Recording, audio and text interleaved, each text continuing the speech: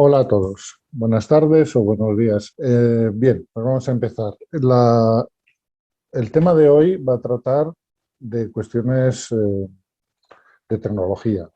La finalidad de este tema es que, bueno, pues los que lo lean y lo reciban, pues tengan una visión general, pero bastante completa, bastante sintética de los procesos que se pueden utilizar para trabajar la piedra anteriores a la industrialización de los mismos, ¿no? Entonces va a ser una cuestión bastante técnica y no os preocupéis porque luego como vais a poder volver a revisionar esta clase, pues vais a poder deteneros donde más os parezca.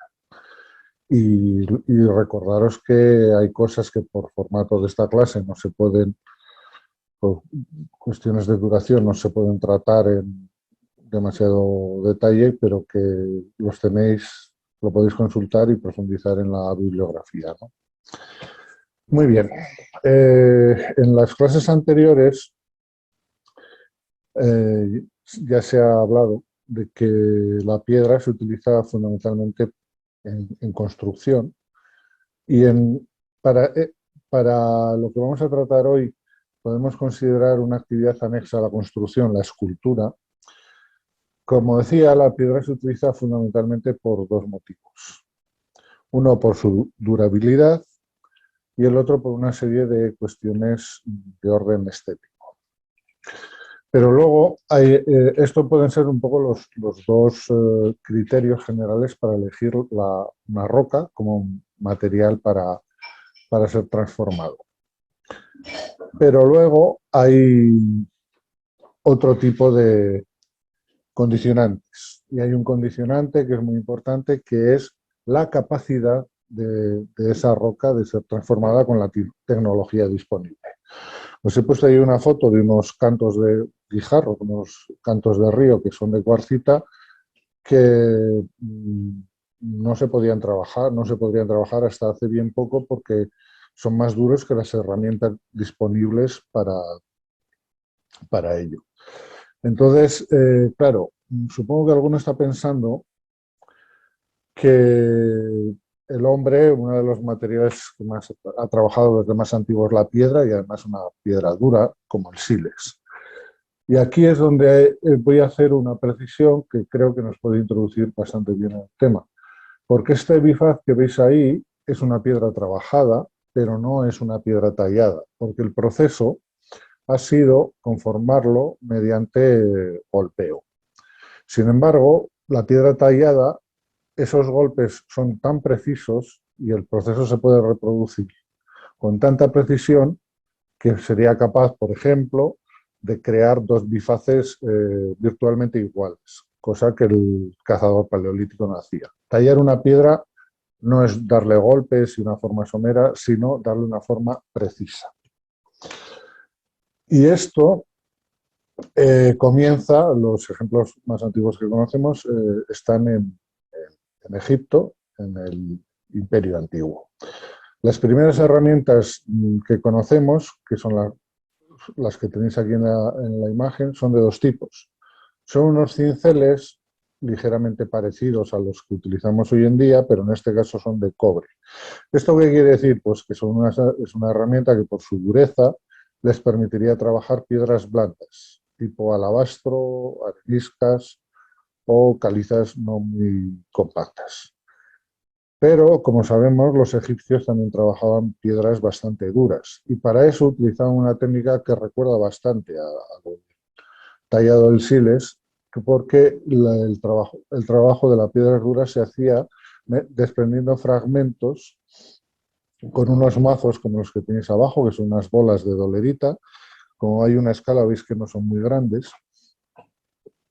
Con estas bolas se desprendían fragmentos, por ejemplo, de un bloque de diorita o de granito, que luego se pulía. Estas serían de alguna manera las primeras técnicas básicas para el trabajo de la piedra. Con el paso del tiempo y llegamos ya a la antigüedad, aproximadamente en torno al la transición hacia el Imperio Romano, encontraríamos una tecnología que va a tener, o sea, se habría desarrollado ya una tecnología que va a tener una larga duración, ¿no? Y que son las herramientas que conocemos ahora, porque las herramientas, los útiles, siguieron el mismo proceso que siguieron otros aspectos de la cultura material.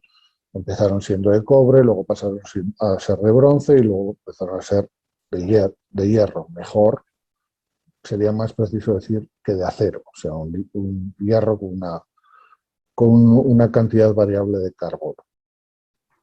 Y estas herramientas de hierro, el propio nombre de herramienta ya nos está indicando el material, son de dos familias, aunque básicamente son las mismas, que van a ser herramientas de tope, herramientas de punta y herramientas de filo.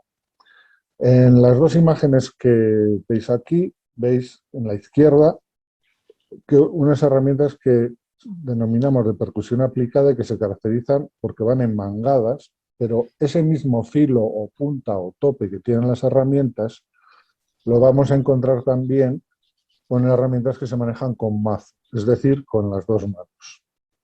¿Cuál es la ventaja de unas y de otras? Bueno, pues con las herramientas con percusión aplicada se puede dar un golpe más fuerte, se puede realizar un trabajo más productivo, por así decirlo, mientras que con las herramientas que se usan con mazo o con maceta, ese golpe puede ser mucho más preciso. Si entramos ya en, vamos a poner en uso todas estas herramientas, vamos a encontrar que en el ámbito de las canteras habría, en la antigüedad habría básicamente dos sistemas de extracción que dependían de las características de la naturaleza de la piedra. Aquí tenemos dos recreaciones porque es realmente rarísimo a lo largo de toda la historia encontrar iconografía de extracción en cantera, no sé por qué. Son dos recreaciones hechas por estudiosos en las cuales vemos a la izquierda una extracción en una cantera de toba calcárea, una piedra blanda, que se hace mediante, que como veis es un operario que mediante una pica va haciendo una serie de rozas, marcando los bloques de las piezas, y mientras que a la derecha encontraremos un sistema de extracción por cuñas que se practican en canteras de piedra más dura. Las cuñas también se utilizarán en la cantera de piedra blanda, porque la roza horizontal es muy incómoda de hacer y entonces solo se empieza, y una vez que se ha empezado y se pueden alojar las cuñas, se golpean para hacer rajar la piedra por allí, cuando ya el resto del contorno de la piedra está perfilado por las rozas. Con posterioridad vamos a encontrar un sistema de extracción mediante, también con cuñas, pero mediante barrenos. Este sistema yo creo que no debe datar más allá de finales del siglo XVIII. Consiste en hacer unos orificios en la piedra, unos orificios separados regularmente, en los cuales se practica un barrenado con una herramienta que me ha costado muchísimo encontrar una representación. Yo las he visto, aunque es una técnica que no he usado, que se llama pistolete, que son unos hierros muy largos, con una forma plana en el extremo, que se van golpeando sobre el mismo lugar, girado con un cuarto vuelto en cada golpe, y que van creando el barreno. Es una técnica muy lenta, muy tediosa.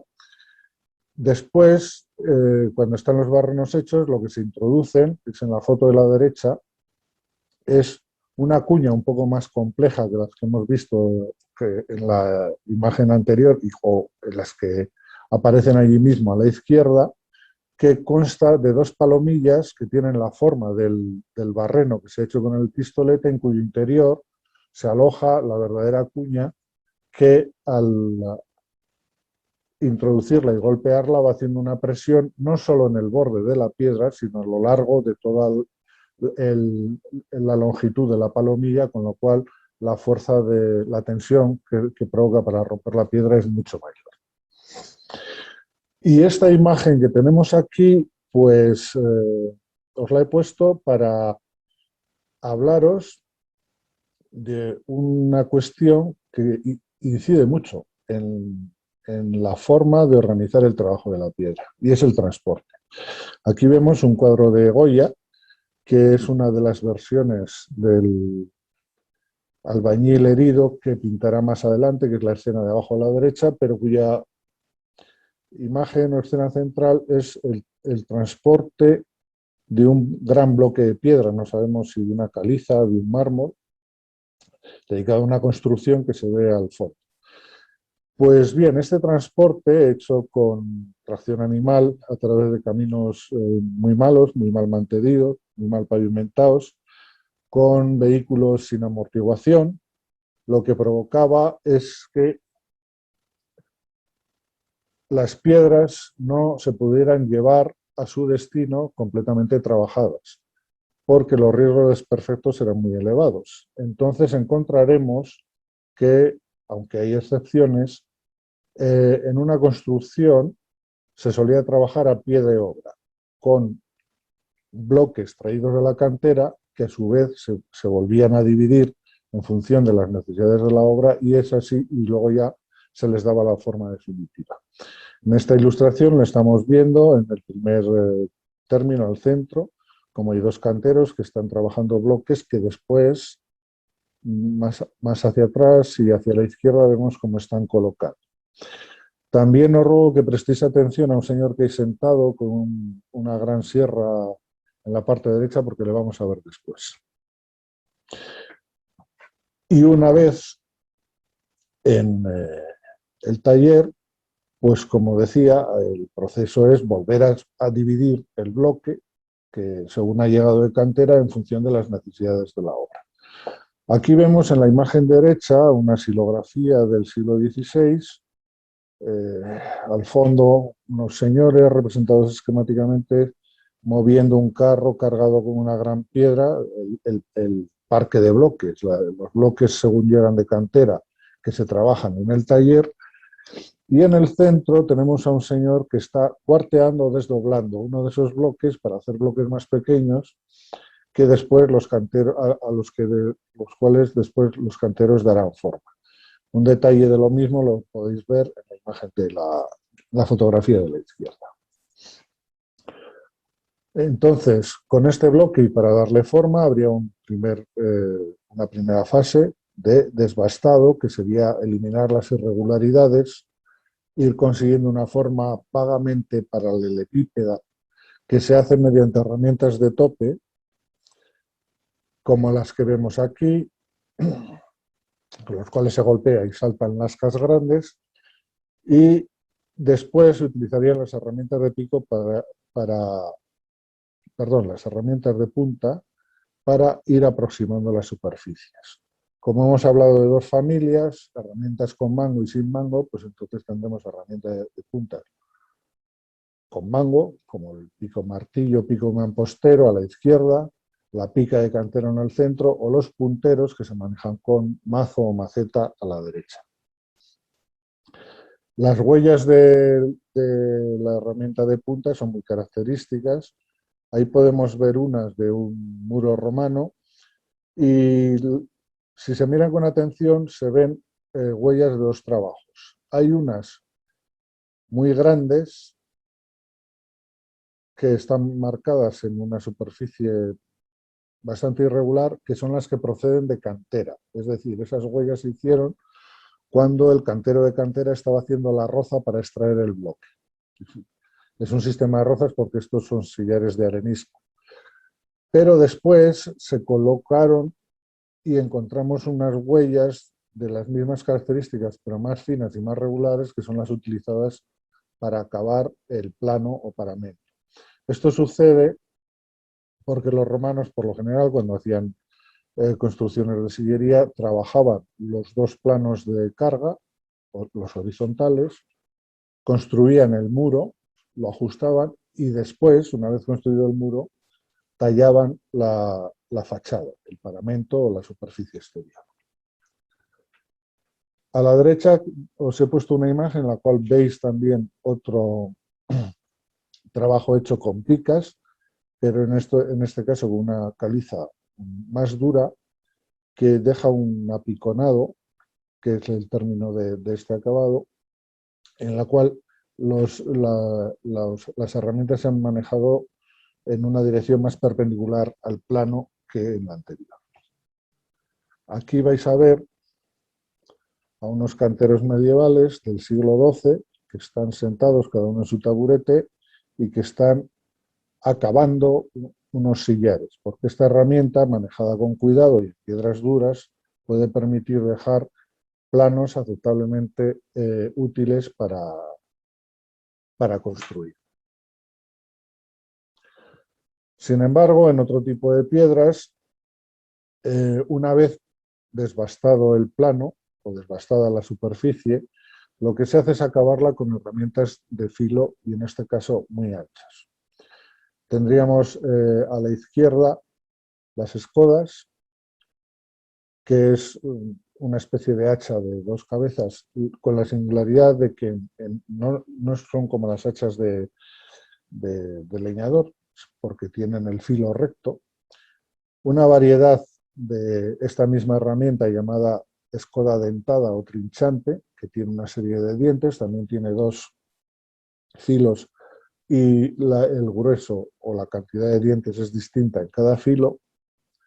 Aquí veis una imagen de un manuscrito en el cual se ve a un cantero gótico cómo trabaja con estas herramientas, y con estas herramientas se conseguirían ya acabados precisos o definitivos.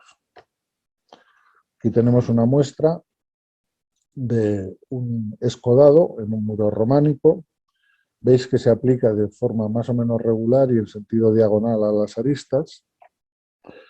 Y aquí tenéis una muestra de un trinchado sobre un sillar de arenisca en el cual se reconocen perfectamente el número de dientes que tenía la herramienta, porque cada golpe ha dejado una serie de dientes alineados, ¿no?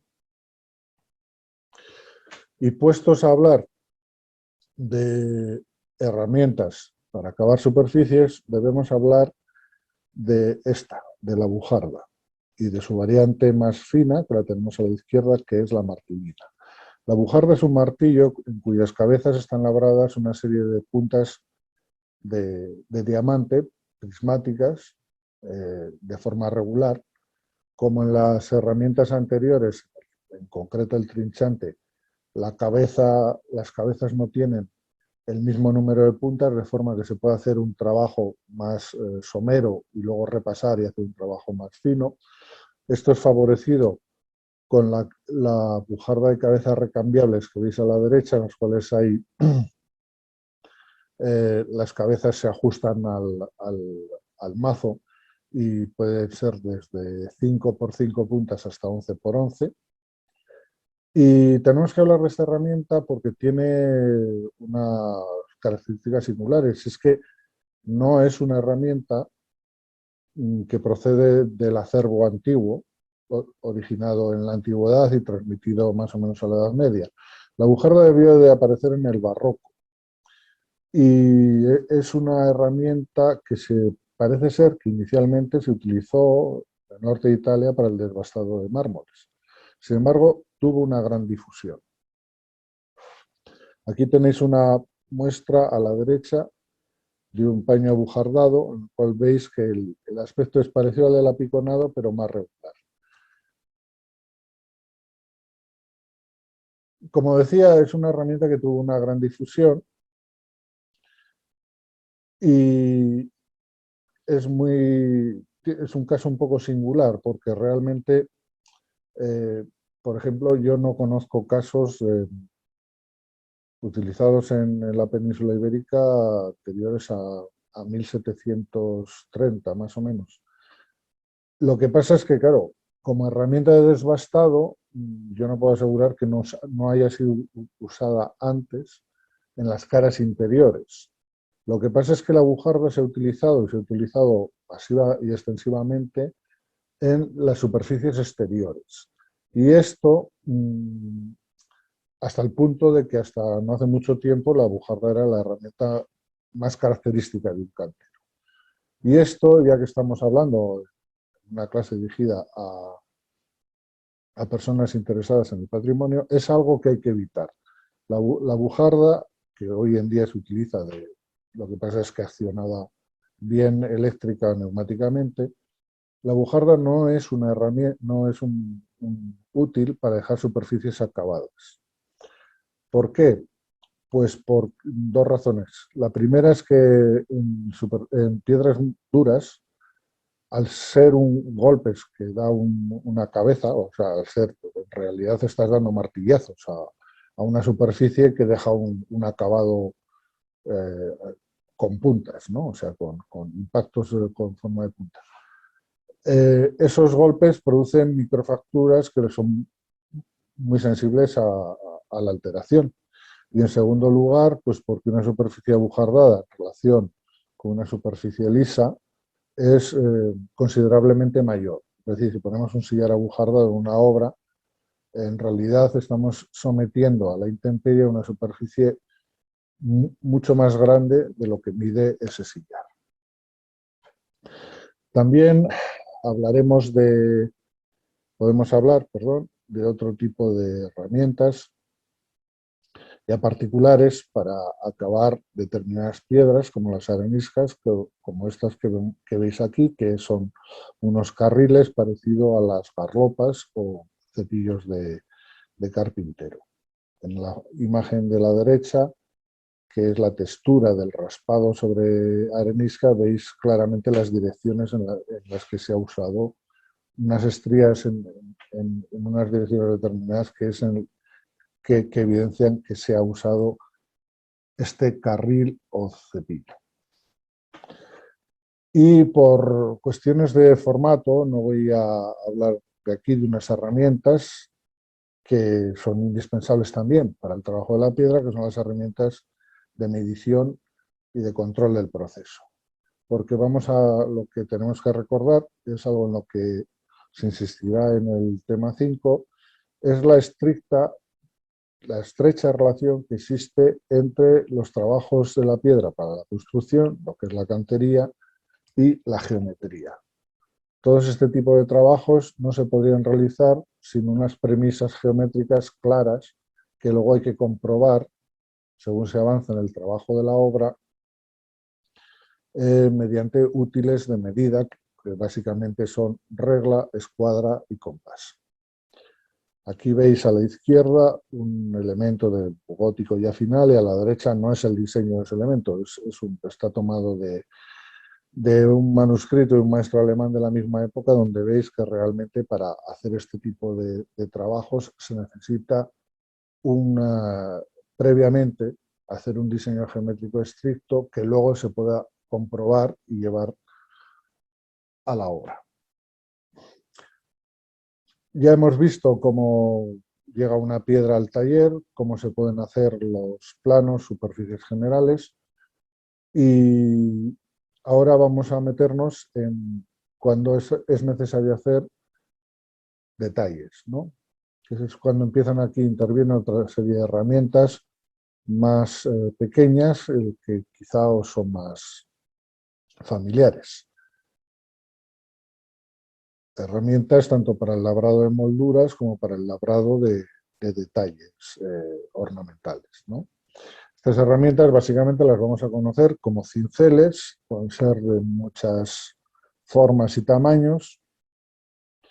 En realidad son herramientas que se pueden fabricar en función de las necesidades de cada trabajo casi, pero que en general podemos clasificar en 4 grupos. Los de filo muy ancho, que recordarían a esa escoda que hemos visto antes para acabar los paramentos, que se denominan uñetas, tenemos una a la izquierda, cinceles de filos más o menos estrechos pero rectos, que sería el segundo grupo.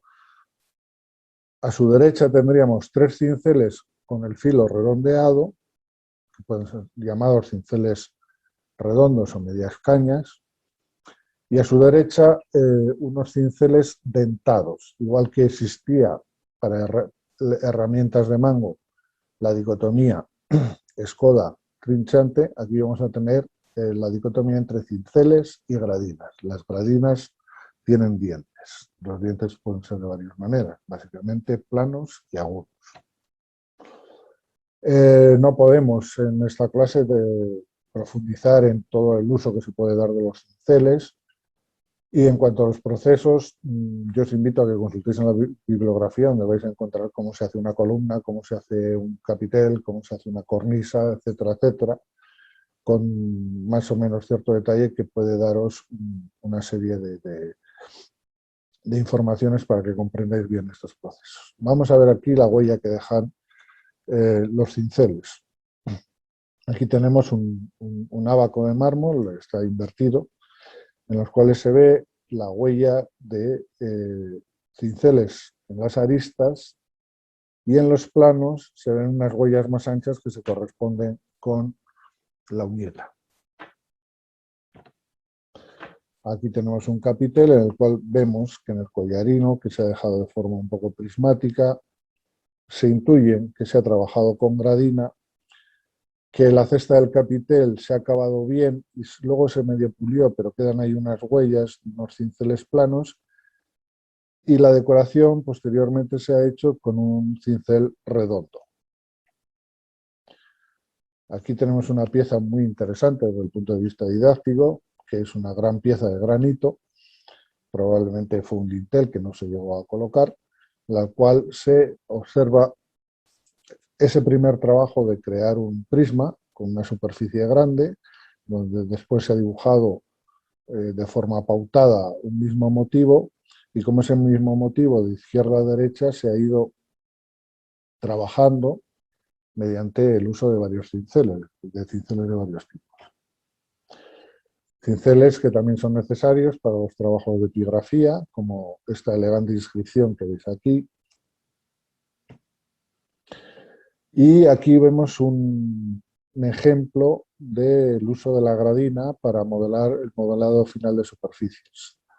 Esto lo podemos encontrar también en molduras. Sí, es muy característico del gótico, sobre todo a partir del siglo XIV. Hay una temporada en la cual más o menos el estándar es dejar las superficies gradinadas, pero con un acabado muy regular. En el caso de la escultura, pues vemos que aquí, como es un ropaje, la gradina parece querer interpretar a través de la textura que deja la calidad textil, ¿no? Y aquí me gustaría hacer un pequeño comentario porque parece ser que estos acabados a gradina del gótico pudieran estar relacionados con la técnica posterior de policromía, que fuera necesario dejarlos para la primera capa de imprimación para aplicar la policromía, adheriría muy bien al dejar una superficie rugosa. Y bueno, pues luego tendríamos una serie de procedimientos que ya se escapan un poco a la geometría, que englobaríamos claramente ya más que en la arquitectura, en otra de las bellas artes, la escultura, en las cuales lo que hay que decir es que los procesos de trabajo de conformación de la piedra son muy similares. Lo único que cambian son los procesos, porque hay que tener en cuenta en una escultura otro tipo de cosas. En una construcción hemos visto que lo que va a regir va a ser la geometría, mientras que en la escultura vamos a ver que nos liberamos de ese rigor geométrico. Entonces se trata de conocer o de poner en práctica una serie de procesos que permiten ese control del volumen. Empezaríamos con lo que se denomina talla directa.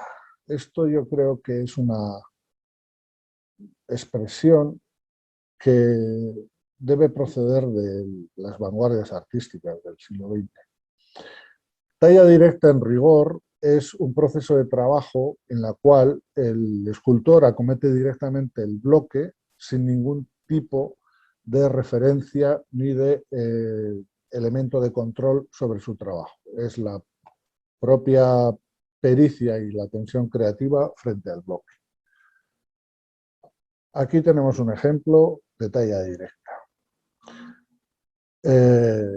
Como sabemos, está descrito sus propias obras lo demuestran. Miguel Ángel no hacía bocetos, bueno, algunos hizo, pero este tipo de obras inacabadas que conocemos se caracterizan porque no hay un boceto, no hay una imagen previa, él tiene una idea en la cabeza con la cual acomete directamente el bloque y va sacando la figura, ¿no? O sea, esta frase tópica de quitarle lo que le sobra.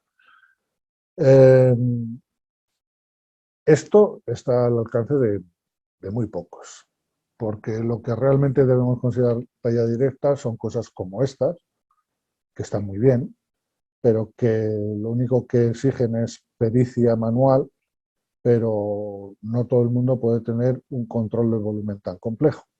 Digo esto porque yo me he encontrado con escultores contemporáneos que me dicen que practican la talla directa y en realidad si uno no tiene un completo dominio de la técnica y de la visión espacial, talla directa significa que uno hace en la piedra lo que le sale. Durante la Edad Media, el diseño, el boceto, el modelo, no existiría, más que en algunos casos. Existiría solo a nivel virtual, como una serie de procesos geométricos heredados o trasladados de la cantería para la conformación de la escultura. Aquí lo veremos en la próxima clase. Vemos cómo cuando estudié los recursos para la creación de las esculturas del Pórtico de la Gloria, me di cuenta de que todas tenían la misma sección superior de cabeza, todas tenían una misma altura de cabeza, todas tenían los codos en el mismo sitio, todas tenían las rodillas en el mismo sitio y todas tenían los pies en el mismo sitio. Y midiéndolas, pues me di cuenta que es que había un patrón, una composición geométrica estándar y rígida, a partir de la cual el escultor iba introduciendo detalles de forma que una misma escultura adoptaba distintas posiciones, pero que básicamente era la misma figura. Me refiero al volumen general, no a los detalles, por supuesto. Sin embargo, es obvio que desde la antigüedad ha existido un proceso de copia de originales. Aquí tenemos 3 copias de una escultura programática de Praxiteles, el Doríforo, que además refleja sus propias preocupaciones estéticas que fueron normativas durante el Renacimiento, sobre la perfección de la anatomía humana. Son 3 copias muy similares, pero no idénticas, y son todas copias romanas de un original perdido que hubo en bronce del siglo V, que fue la obra que hizo Praxiteles. No hay mucha información al respecto, pero evidentemente en la antigüedad había sistemas de copia y de copia bastante fiables, que eran los que permitían de un original hacer copias y que estas copias a su vez se copiaran y se extendieran tanto los modelos como las realizaciones. Aquí, a diferencia de nuestros días, la escultura tiene una entidad en sí misma y no se relaciona de una forma jerárquica con el original. O sea, hoy decimos es un doríforo, obra de Praxiteles, aunque en realidad deberíamos decir es un doríforo que fue copiado en tiempos romanos, no sabemos muy bien. En cuanto a estos procesos de control del volumen, hasta Alberti, a mediados del 15, que describe 2 de una forma muy confusa, no tenemos gran información. A partir de la elaboración del mundo clásico que hace el humanismo, empezaron a aparecer sistemas que fueron bastante empleados, de los cuales aquí tenemos uno de ellos, que podemos llamar de bastidor. Es un sistema de coordenadas.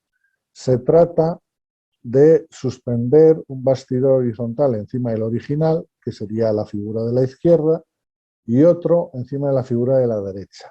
Por ese bastidor se van deslizando unas plomadas que se pueden deslizar también en la copia que queremos hacer, de forma que nos dan 3 medidas en los sentidos de los 3 ejes del espacio.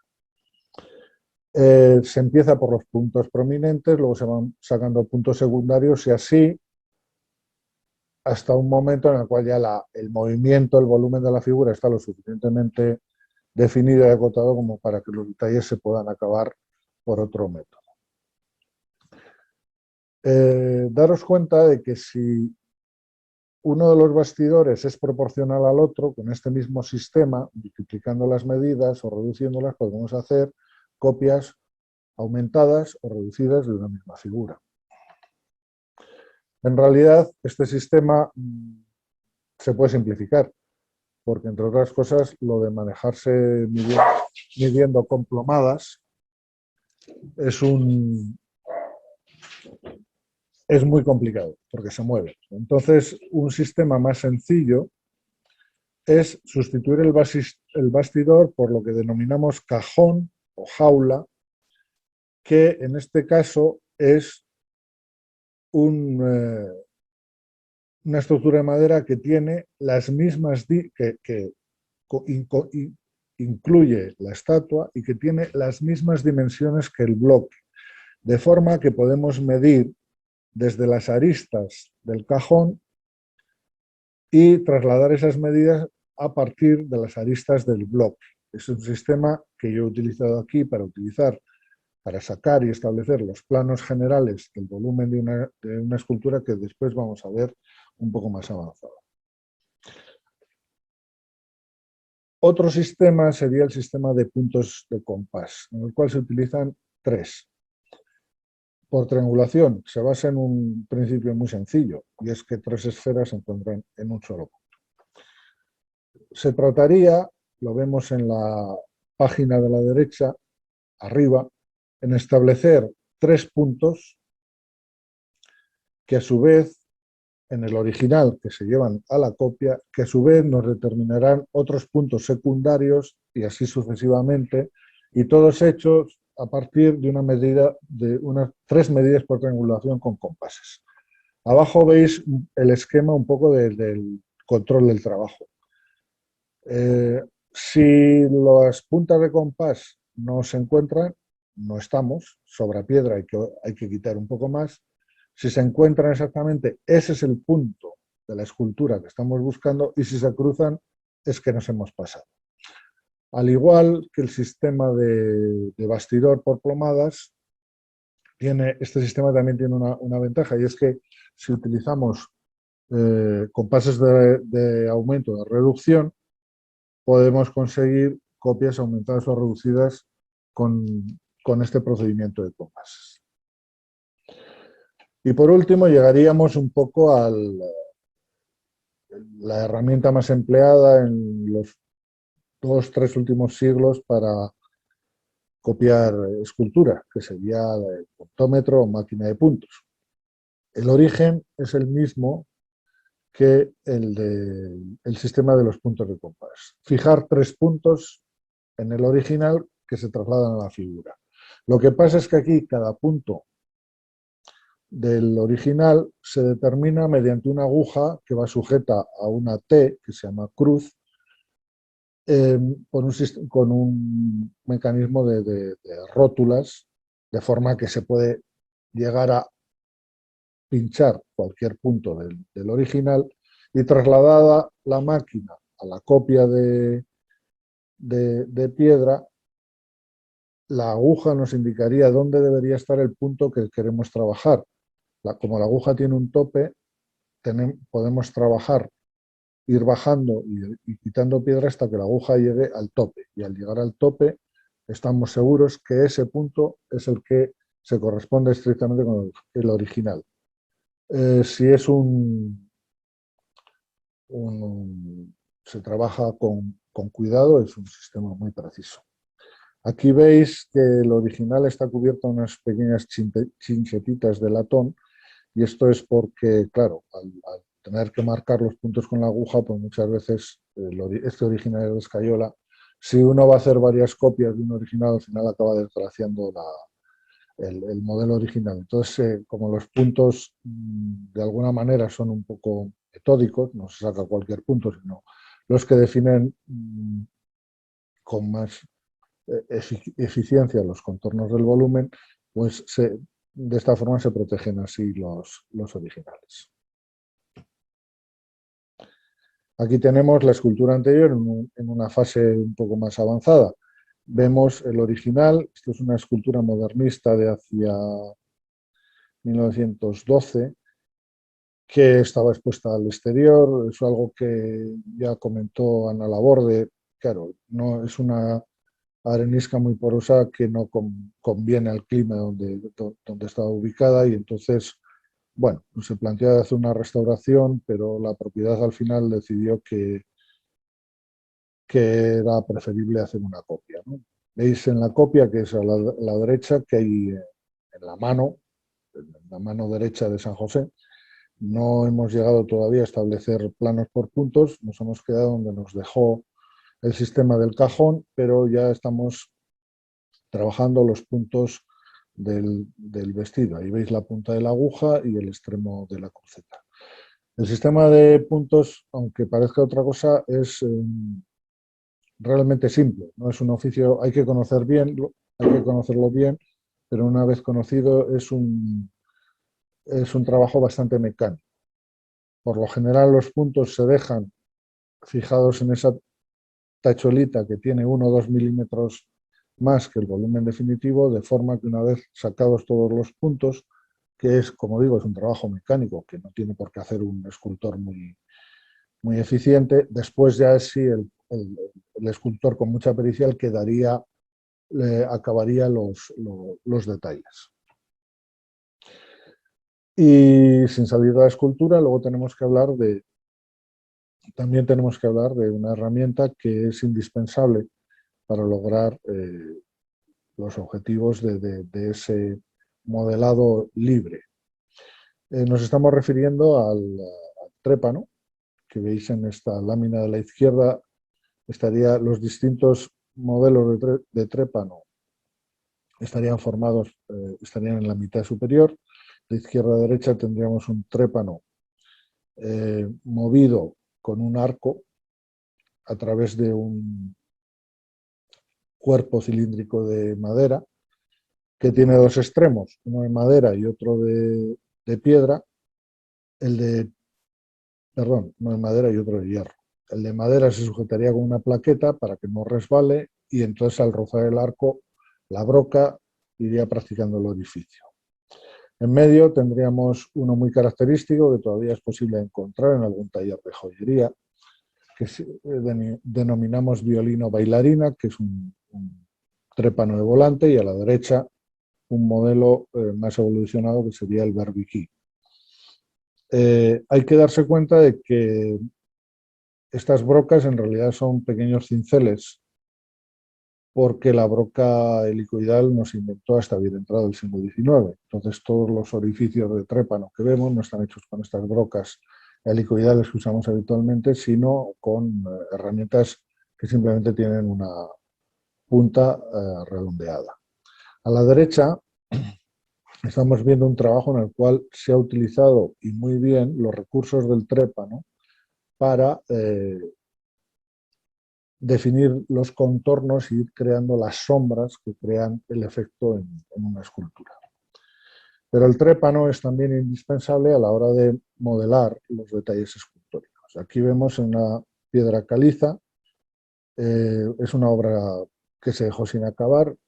Vemos una cabellera en la cual se ha modelado, se ha acabado con una gradina muy ancha, se ha dejado la textura de la gradina vista, que crea esa riqueza de superficies, y se ha empezado a buscar el fondo del relieve del cabello, y para ello se han hecho muchas perforaciones de trépano, algunas de las cuales se ven todavía ahí porque se dejaron sin acabar. En esta obra, que es de mármol, que tiene restos de policromía y un pequeño desperfecto ahí en el centro, vemos muy bien cómo el escultor ha utilizado varias brocas, porque se ven por lo menos 3 diámetros allí para ir buscando el fondo del de los detalles y la forma de trabajo que es la misma. Hacer perforaciones muy seguidas que luego con cinceles se van excavando y acabando. Hay un detalle en esta escultura que es fantástico. Si os fijáis, en la parte inferior que se ven las cejas están hechas con golpes de gradina, el, imitando la textura de la ceja humana. Una vez acabado el modelado, las piedras que así lo permiten, lo que hay que hacer es eliminar, seguimos en la escultura, el resto de imperfecciones del tallado, las ligeras irregularidades y tal, y para eso se utilizan este tipo de herramientas que son comunes también, por ejemplo, a la carpintería. Lo único que las diferencia es que son aleaciones, son temples más duros, ¿no? Y cuando ya la escultura está acabada, dependiendo de la naturaleza de la roca, podemos conseguir que esa roca nos hable, nos transmita, nos muestre su vida, nos dé todo lo que puede dar de sí. En este sentido, la reina de las rocas para la escultura es indudablemente el mármol. Estamos ya entonces, entraremos en la fase de los procesos de acabado. En el acabado ya no hay nada que tallar, ya la escultura está hecha, está completamente hecha. Se trata simplemente de conseguir ese lustre, ese casi brillo o esa luminosidad de las superficies, y para eso no se utilizan herramientas como las que hemos visto, sino que se utilizan abrasivos, lijas, procesos. Hay un gran número de procedimientos históricos para conseguir que esa superficie, que esa textura final consiga todo su esplendor. Y para terminar, pues vamos a hablar con un pequeño bloque de técnicas accesorias que se han utilizado, aunque no de forma generalizada, entre las cuales incluiríamos el aserrado. Ahí tenemos en la imagen unos mármoles de época romana, pero que al final están en la Basílica de San Marcos de Venecia, en los cuales vemos que están sujetos con unas grapas de bronce, lo que nos permite suponer que no son piezas muy gruesas. El mármol como material valioso se aprovechaba en época romana aserrándolo.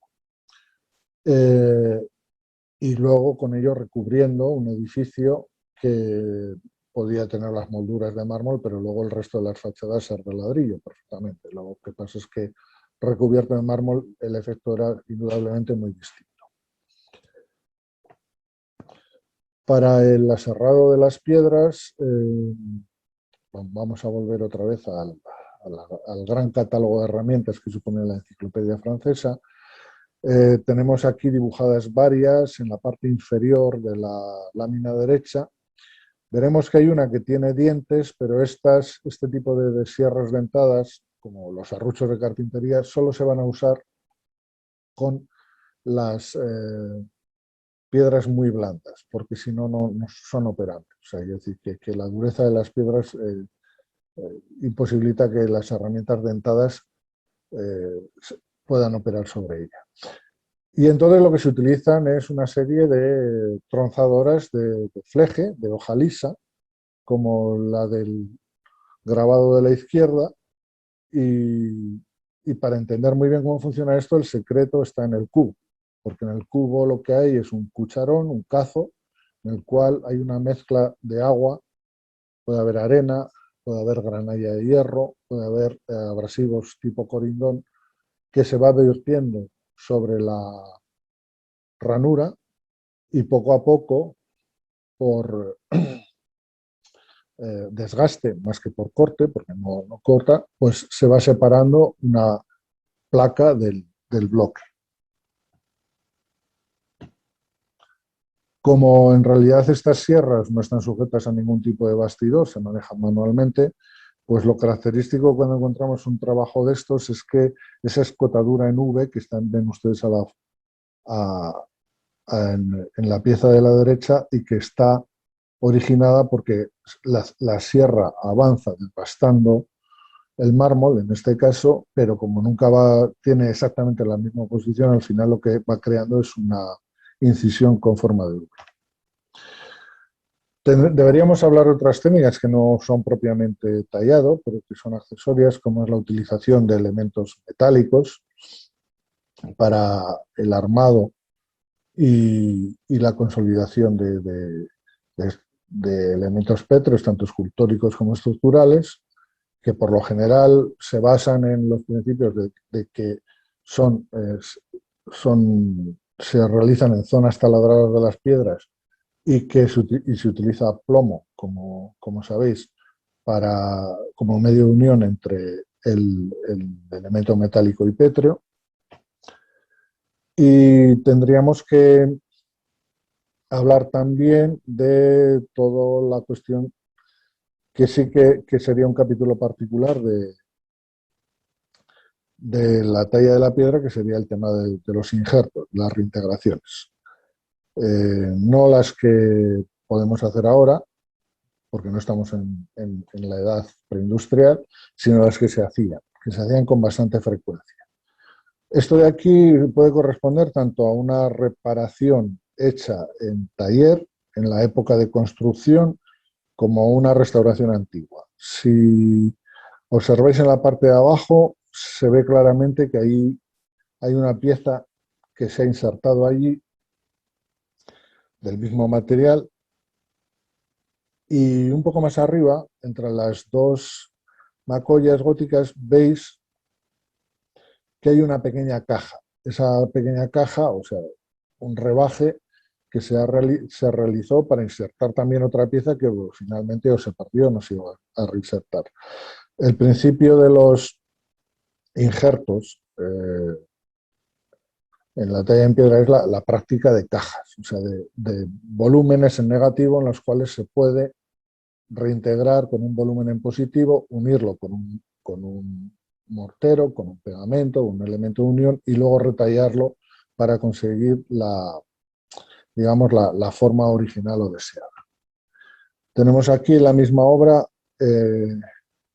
un ejemplo en el cual no se practicó caja, simplemente se cortó la zona de moldura que faltaba, se pegó una pieza para injertarla, pero la encoladura no funcionó bien porque el injerto ha desaparecido. Por el aspecto es una encoladura tradicional. Creo que digo el material, el mastic es una encoladura tradicional. Creo que en alguno de las referencias de bibliografía que he subido al curso podéis encontrar alguna receta, porque son libros, muchos de ellos muy viejos. Son materiales vamos, en general solían ser una mezcla que tenía como base polvo de piedra, albayalde, cera y no sé, quizá cosas más, pero que evidentemente, por lo menos en este caso, no funcionaron. Y ya para terminar, porque podríamos estar hablando de esto durante muchísimo tiempo, pero como sabéis, tenemos la posibilidad de profundizar bien con la bibliografía, el visionado de vídeos, bien mientras nuestra interacción en el foro. Quiero hacer una reflexión de 2 minutos sobre lo que hemos hablado. Aquí tenemos una imagen de un pueblecito situado cerca de unas canteras en la zona de Carrara. No sé, en general en nuestro mundo no pensamos que las piedras están dotadas de vida. Sin embargo, sí que consideramos o podemos concebir la muerte de la piedra. En un momento determinado podemos extraer un bloque de piedra de estas canteras y, no sé, hacer esto, ¿no? Esta figura, que es quizá la pieza más emblemática de la escultura, pues el bloque apenas lleva poco más de 500 años extraído de la cantera y ya tiene serios problemas de envejecimiento. Si pudiéramos imaginarnos que al lado de este trozo de roca que se extrajo para hacer el David queda en el interior de la Tierra otro trozo de roca, lo que sabemos es que en los últimos 500 años estará igual, no habrá pasado nada, estará en las mismas condiciones.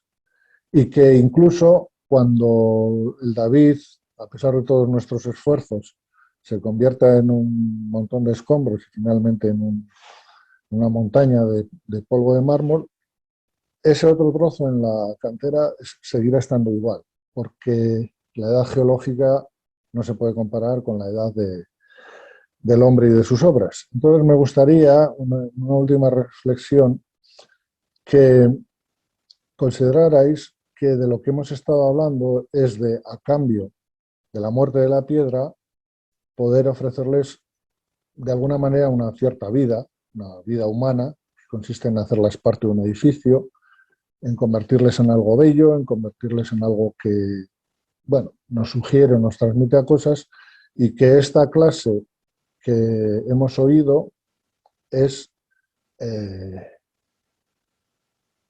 el fondo, que está hablando de los métodos para conseguir eso, ese transmitir algo del alma humana a las piedras.